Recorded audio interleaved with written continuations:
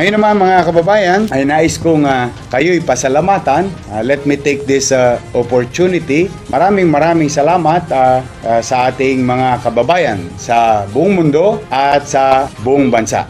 Nanalo po ang Pilipino. Sabihin, naipakita natin sa mundo na ang demokrasya sa ating bansa ay nananatili at nagtagumpay ang ating mga kababayan na makapamili ng bagong leader sa kanilang munisipyo, lalawigan, at senador, congressman, vice president, and president. So congratulations sa ating lahat.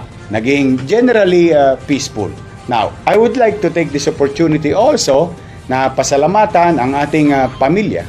Ang aking pamilya, sila Daini, si Patrick, si Joaquin, si Frances, si Franco, si Drake, at ng aming mga kasama ay sapagkat sinamahan ninyo ko hanggang dulo. Sa ating mga supporters, maraming salamat sa inyo. At sa ating pamilya rin sa Aksyon Demokratiko ay maraming salamat sa inyo. So sa lahat ng volunteers o sa lahat ng mga tumulong, nako, taus-puso po ang aking pasasalamat. And I hope someday malingon ko kayo. At ito'y tatanawin ko at ng aking pamilya na malaking utang na loob sa inyong lahat. Ganon din sa mga kababayan nating bumoto sa atin. Ngayon naman po, mga kababayan, na kinikinita na natin, malapit na rin naman yan maging opisyal na meron na pong pinili ang taong bayan, ang bawat Pilipino.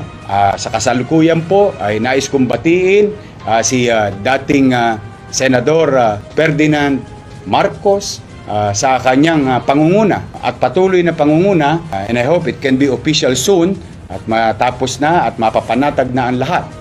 Binabati ko ang pamilya ni dating Senador Ferdinand Marcos sa pagpili sa kanya ng higit na nakararami sa ating mga kababayan na maging hahalinhin bilang Pangulo ng bansa. Congratulations po sa inyo. Sa atin namang mga kababayan, ito naman ay aking panawagan. Uulitin ko po, hindi po magtatagumpay ang susunod na administrasyon pag patuloy po ang ating hinagpis, kalungkutan, o maaaring baka meron pa tayong sama ng loob. Mga kababayan, sa aking mga supporters, ito'y panawagan ko sa aking mga supporters, panawagan ko rin sa mga bumoto sa akin, at mga kababayan natin, kailangan natin magkaisa, tulungan ang bagong pinili ng ating mga kababayan. Kailangan natin magtagumpay. Hindi po magtatagumpay si President-elect Ferdinand Marcos Jr. at si Vice President-elect Sara Duterte na napili at mga kongresista o halal ng bayan kung tayo mga mamamayan ay hindi makikisa. Yung pagboto natin ay isang bagay lamang. At salamat sa Diyos, may demokrasya pa rin sa bansa. Pero tayo na mga mamamayan ay may responsibilidad na suportahan, tumulong at makiisa sa mga gawain, layunin ng susunod na administrasyon.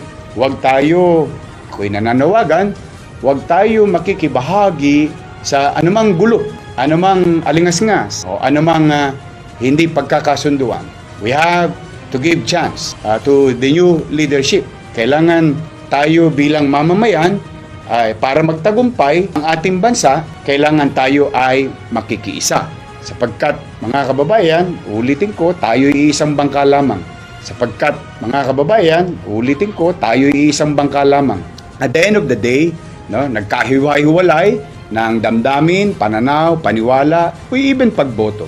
Pero iisang bansa tayo. At the end of the day, sabi nga sa basketball, sa finals tayo rin magkikita. Kaya ang panawagan ko po ay tayo ay huwag makikisali sa anumang kaguluhan sapagkat wala pong buting idudulot yan sa ating bansa